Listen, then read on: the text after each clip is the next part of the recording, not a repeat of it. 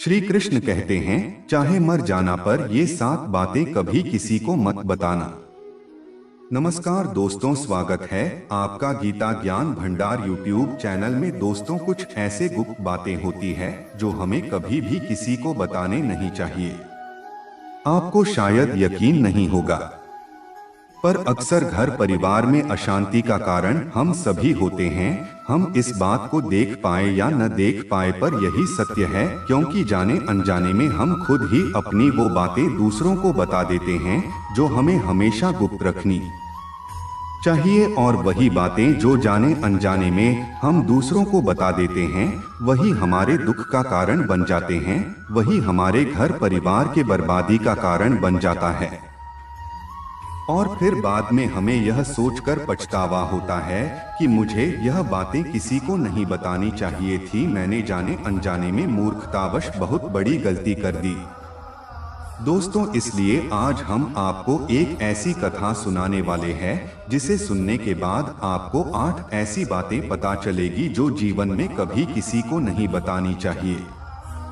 दोस्तों, और मैं आपको बता दूं कि इन 8 बातों के अलावा अगर आपको लगे कि कोई और भी बातें हैं जो मुझे बताना चाहिए, तो आप वह बातें कमेंट में जरूर लिखें। दोस्तों, हम इस वीडियो में आगे बढ़े और आप इस ज्ञानवर्धक कहानी में खो जाएं, तो इससे पहले यदि आप भगवान श्री कृष्ण को सच्चे मन से चाहते हैं तो कमेंट में जय श्री कृष्ण जरूर लिखें और साथ ही इस चैनल को सब्सक्राइब अवश्य कर लें। और हाँ, इस वीडियो को पूरा अंत तक जरूर देखें, वरना आपको जिंदगी भर पछताना पड़ेगा। ये मैं नहीं कह रहा हूँ, इस वीडियो को देखने के बाद आप खुद ही समझ जाओगे।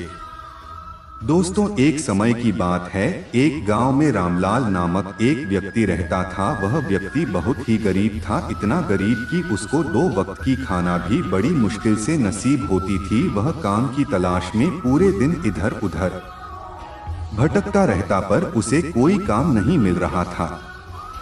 दोस्तों, फिर एक दिन उसने अपनी पत्नी से कहा कि मैं जिस जगह भी काम मांगने के लिए जाता हूँ, तो हर कोई मुझे यह कहकर काम नहीं देता कि हमारे यहाँ काम की जरूरत नहीं है। मैं काम की तलाश कर कर के थक चुका हूँ। मुझे समझ नहीं आता कि मैं तुम लोगों का पेट कैसे भरूंगा, अपने बच्चों को कैसे खिलाऊंगा, और यह चिंता मुझे दिन रात खाए जा रही है। यह सुनकर उसकी पत्नी ने कुछ सोचकर कहा कि तुम एक आदमी के पास एक बार ही काम मांगने के लिए जाते हो, और जब वह काम नहीं देता तो तुम दोबारा उसके पास जाते तक नहीं। अगर तुम्हें उनसे काम लेना है तो तुम्हें हमदर्दी जतानी ही होगी, तुम्हें उनसे हमदर्दी हासिल करनी होगी, अपनी गरीबी दिखानी होगी, ताकि वह लोग तुम्हारी मजबूरी समझकर तुम्हें काम पर रख लें। इसलिए शर्माया मत करो, उन्हें अपनी मजबूरी बताओ, अपनी गरीबी बताओ, और इसी उपाय से तुम काम कर सकते हो। यह बात रामलाल के मस्तिष्क में बैठ गया और अगले दिन काम मांगने के लिए एक सेठ के पास जा पहुंचा, जहां पर वह पिछले दिन काम मांगने के लिए गया था। लेकिन इस बार उसने हाथ जोड़कर उस सेठ से प्रार्थना की, उससे विनती की, बहुत बहुत गरीब है और उसे काम की बहुत आवश्यकता है। वह जो कुछ भी उसे देंगे उसमें संतुष्ट हो जाएगा, पर कृपा करके मुझे अपने यहाँ काम पर रख लें। उसकी यह हालत देखकर उस सेठ ने उसे अपने यहाँ काम पर रख लिया। वह रोज वहाँ पर काम करने जाने लगा, पर अंदर ही अंदर वह खुश तो था कि उसे काम तो मिला, लेकिन उसका वेतन दूसरे लोगों से कम मिलता था। वही काम जो दूसरे लोग कर रहे थे, उन्हें ज्यादा वेतन मिल रहा था और इसे कम वेतन मिल रहा था। जब इस बारे में उसने अपने सेठ से कहा, तो सेठ ने कहा कि देखो भाई, तुम्हें काम की जरूरत थी, मैंने तुम्हें काम दिया।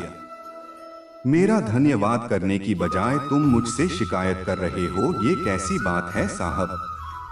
यह सुनकर रामलाल वहीं पर चुप हो गया, क्योंकि बात कहीं न कहीं सत्य थी। सेठ ने तो उसे उसकी मजबूरी के हिसाब से ही काम दिया था और इसीलिए वह उसे अपने अनुसार ही वेतन देता था।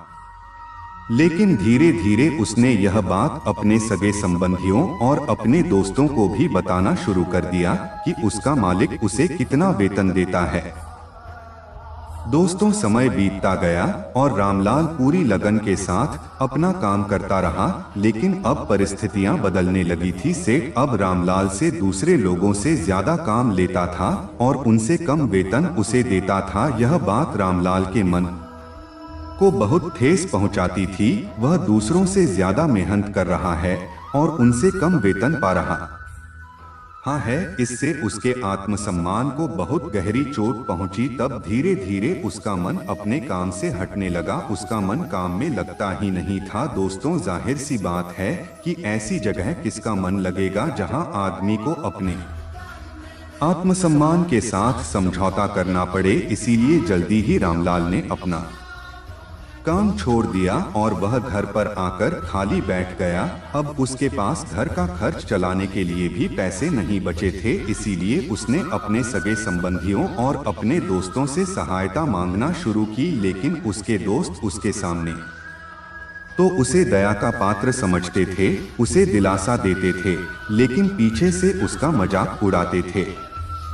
वह कहते हैं कि कितना बेवकूफ है, सेठ ने इतना काम लिया और बेचारे को पैसे भी नहीं दिया। कल हमारा भी पैसा वापस कर पाएगा। इसकी ऐसी हालत है, काम तो उसके पास कुछ है नहीं, पैसा कहां से ला कर देगा। और इसी वजह से रामलाल की हालत दिन पर दिन खराब होता जा रहा था। दोस्तों, आपने अक्सर एक बात को अपने गांव समाज में देखा होगा कि यदि आपके पास पैसे हैं, अच्छी नौकरी है, तो 10 लोग आपके हाल पूछने आते हैं। पर यदि आपके पास कुछ नहीं है तो आपके अपने भी आपको नहीं पूछते। यही हाल रामलाल का था और इसी वजह से रामलाल की हालत दिन पर दिन खराब होती जा रही थी। अब वह दिन रात तनाव में रहने लगा था। वहीं दोस्त, वहीं सगे संबंधी जो उसकी अपनी होने का दिखावा करते थे, वह उसे दया का पात्र समझ रहे थे।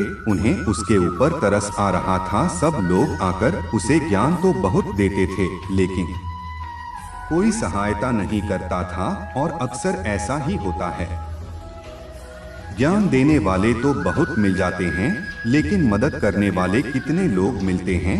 दोस्तों, फिर एक दिन रामलाल को पता चला कि पास के गांव में एक साधु महात्मा आया हुआ है जो बहुत ही ज्ञानी है। रामलाल इतना तनाव में था कि उसे कोई रास्ता नजर ही नहीं आ रहा था। इसीलिए जाने अनजाने वह उससे साधु के पास पहुंच जाता है।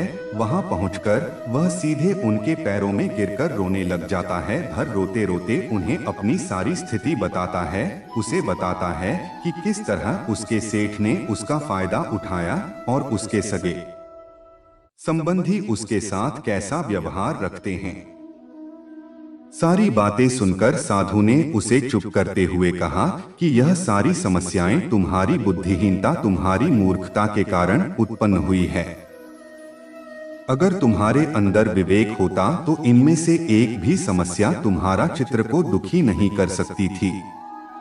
लेकिन तुमने अपनी अभिव्यक्ति के कारण, अपनी मूर्खता के कारण खुद ही अपने रास्ते में कांटे बिछा दिया। पर उदास मत हो, आज मैं तुम्हें 8 बातें बता रहा हूँ जो भूलकर भी किसी को मत बताना।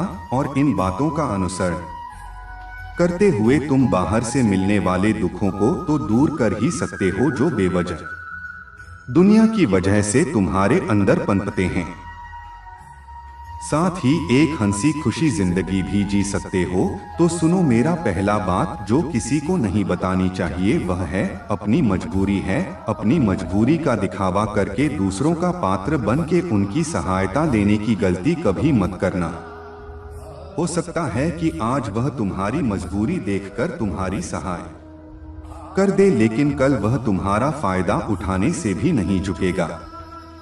अगर फायदा भी नहीं उठाया तो दूसरों के सामने तुम्हारा मजाक बनाने में वह आदमी कभी नहीं झुकेगा। इसीलिए कभी भी अपनी मजबूरी का दिखावा मत करो। अगर घर में 2 रोटी है, भले ही सूखी रोटी है, तो वहीं खाकर सो जाओ, लेकिन दूसरों को इसके बारे में भनक तक नहीं लगनी चाहिए। जरा आपको सोचो, मजबूरी बताने का क्या प्रयोजन होता है एक इंसान का? या तो दूसरों से सहानुभूति हासिल करना चाहता है या उनसे कोई आर्थिक मदद चाहता है। लेकिन अगर दोनों ही परिस्थितियों आप देखें तो दूसरा आदमी आपका फायदा उठाने से नहीं झुकेगा, और अगर वहाँ फायदा नहीं भी उठाएगा तो अपनी नजर में तो वह आपको मूर्ख ही समझेगा और दूसरों के सामने आपका मजाक तो जरूर बनाएगा। इसीलिए अपनी मजबूरी के बारे में कभी किसी को मत बताना। दूसरी बात जो किसी को भी नहीं बतानी चाहिए, वह अपने अतीत की गलतियां और भविष्य की रणनीतियां किसी दूसरे को बताते हैं तो उसका क्या प्रभाव होगा, वह गलत या थी तो नहीं की जा सकती जाहिर है, तो उन्हें बताने का क्या प्रयोजन रह जाता है। आप अपने अंधेरे पक्ष को खुद दुनिया के सामने बता रहे हो, खुद अपनी गलतियां दूसरों के सामने बता रहे हो। इससे उस आदमी की नजर में आपका एक चरित्र घटित हो जाएगा और वह भविष्य में हमेशा आपको उसी नजर से देखेगा। इसीलिए किसी भी आदमी की नजर में अपना चरित्र घटित मत होने दो और आप व्यर्थ में ही अपनी भविष्य की रणनीतियां दूसरों के सामने बता रहे हो। जो लोग आपके काम का हिस्सा ही नहीं है, उनके सामने अपनी भविष्य की रणनीतियां बताने का क्या फायदा। वो लोग आपकी सहायता तो नहीं करेंगे, लेकिन आपकी भविष्य की रणनीतियों में बाधा जरूर बन सकते हैं। आप खुद अपने विवेक का इस्तेमाल करिए और सोचिए कि आपके साथ भी ऐसा हुआ है कि आपने अपनी भविष्य की रणनीति किसी को बताई हो और वह कामयाब ही न हुई हो। मेरा तीसरा बात जो किसी को नहीं बतानी चाहिए, वह अपने घर की बातें, जो भी हमारे घर के अंदर आपस में बातचीत होती है, हमारे माँ बाप के साथ, हमारी पत्नी के साथ, हमारे बच्चों के साथ, बातें परिवार तक ही सीमित रहने चाहिए। अगर आप इन बातों का दूसरों के सामने ढिंढोरा पीटते हो तो दूसरों को आपके घर में घुसने का एक मौका मिल जाता है और वह इसका फायदा उठाने से कभी नहीं झुकेंगे।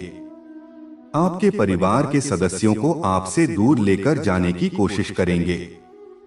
हम समाज में देखते हैं कि हम अपने घर के झगड़ों को कम करने के लिए उन झगड़ों को अपने पड़ोसियों और दूसरे सगे संबंधियों को बता देते हैं, लेकिन इससे आपको सहायता कभी नहीं मिली होगी, बल्कि आपके घर की लड़ाई झगड़ा और ज्यादा बढ़ गए होंगे।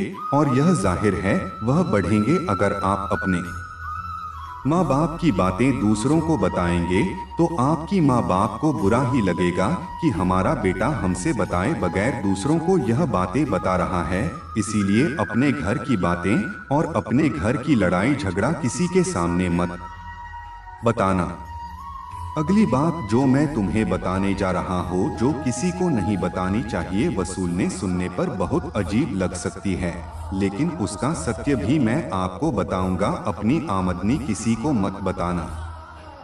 दोस्तों, अब अपनी आमदनी न बताने के पीछे क्या वजह हो सकता है कि आप अपनी आमदनी अपने दोस्तों को बता देते हैं, तो जब आपके दोस्तों को जरूरत पड़ेगी तो वह सिर्फ आपको ही याद करेंगे, क्योंकि उनको पता है कि अगर आपकी आमदनी ज्यादा अच्छी है तो आप ही उनकी मदद कर सकते हैं, और इसीलिए ज्यादा लोग आपसे सहायता मांगेंगे।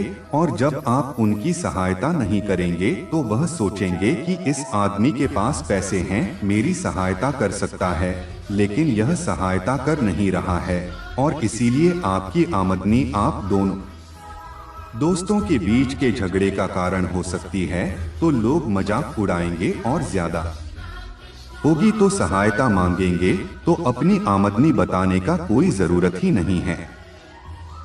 अगली बात जो मैं आपको बताने वाला हूँ उसे आप गांठ बांध लेना और किसी को यह बात मत बताना। अपनी कमजोरी और अपनी ताकत, अक्सर इंसान को पता नहीं होता है कि उसकी कमजोरी या उसकी ताकत क्या है, लेकिन अगर आपको अपनी कमजोरी और अपनी ताकत पता है तो पहली बात तो आप बहुत ही बुद्धिमान आदमी है, और दूसरी बात कि आपको यह बातें किसी से शेयर नहीं करनी है, क्योंकि अगर आपकी कमजोरी दूसरों को पता चल गई तो आपकी कमजोरी का फायदा उठाएंगे, और अगर आपकी ताकत पता चल गई तो वही ताकत आपकी कमजोरी बन जाएगी, क्योंकि वह ताकत दूसरे आदमी को पता है और वह ताकत के तौर भी ढूंढ कि लेगा अपनी कमजोरी और अपनी ताकत अपनी पत्नी या अपने पति को भी नहीं कि बताना चाहिए, क्योंकि इसके बाद आपके घर में उनसे हमेशा डटे रहना पड़ेगा। दोस्तों, अगली बात वह साधु जी बताते हैं जो किसी को नहीं बतानी चाहिए, वह है अपने मित्र और अपने शत्रु के बारे में बताना। आप अपने मित्रों के बारे में अगर दूसरे लोगों को बताएंगे तो वह आपके मित्रों के साथ अपनी घनिष्ठ बनाकर आपको धोखा दिलवा सकते हैं, आपकी गहरी मित्रों को आपसे दूर करने का प्रयास कर सकते हैं। अक्सर आम आदमी ऐसा नहीं करता, लेकिन आपके दुश्मन ऐसा करने की कोशिश कर सकते हैं। और दूसरी तरफ आपके शत्रु का भी किसी को नहीं पता लगना चाहिए, क्योंकि आज जो आपका मित्र है अगर आपका दुश्मन हो गया तो वह आपके मन के साथ ही मिलकर आपको परास्त कर सकता है, आपको धोखा दे सकता है। इसीलिए अपने सबसे अच्छे दोस्तों को भी उनके बारे में कभी मत बताना। अगली और आखिरी बात बताता हूँ कि जब तुम दान करते हो तो दान के बारे में भी किसी को मत बताना, नहीं तो दान करना व्यर्थ हो जाता है, बेकार हो जाता है। जब आप अपने दान का ढिंढोरा पीटते हो तो आप यह बता रहे हो कि मैं कितना बड़ा दानी पुरुष हूँ, और यह आपके अंदर एक अहंकार निर्मित करेगा। इसीलिए दान गुप्त रूप से किया जाए उतना ही अच्छा होता है, उतना ही फलदायी होता है। जब आपका बायां हाथ दान कर रहा हो तो दाएं हाथ को बिना पता चले कि बायां हाथ डाल कर रहा है, तभी आपको दान का सही फल मिलता है। तो दोस्तों, इस प्रकार यह 8 बातें साधु महात्मा ने रामलाल को बताई। इनमें संसार के सभी सिद्धांत छिपे हुए हैं। इन बातों का अनुसरण करते हुए आप अपने घर में सुख शांति बना सकते हैं और घर के झगड़े हमेशा के लिए दूर कर सकते हैं और अपने घर परिवार में हमेशा सुख शांति बना सकते हैं। तो दोस्तों, हम आशा करते हैं कि आपको हमारी यह वीडियो पसंद आई होगी, तो कृपया वीडियो को लाइक कर दें और साथ ही कमेंट में जय श्री कृष्ण लिखकर ईश्वर को अपना आभार व्यक्त करें। और इस वीडियो को अपने मित्र बंधुओं के साथ शेयर जरूर करें। धन्यवाद।